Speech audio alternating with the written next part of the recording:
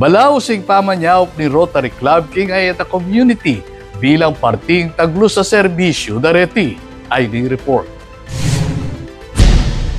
Tinanggap lang atlong dala na hygiene kits ring kapatada Aita, king sitio Kamachile, nabuklod king Florida Blanca, inyang Martes, November 25, ibat king Rotary Club of Dolores at Rotary Club of Seisongtan king Korea bilang parti ning karelang balaw sa water and sanitation project.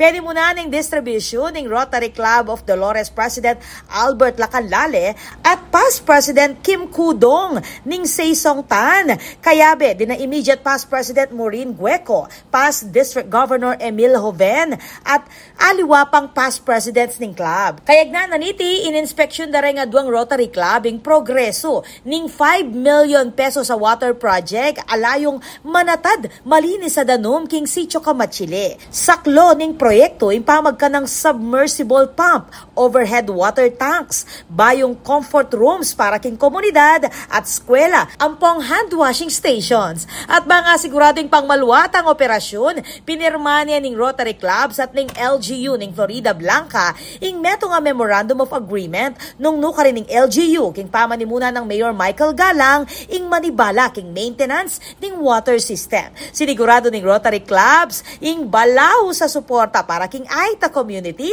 at ing karelang pamakisang metong king LGU bang apasik na nga ning access king malinis adanom at kalinisan king lugar. Ako po, Patricia Mamangon para king News Force Pampanga. Balitang totoo king Balen, susuyo.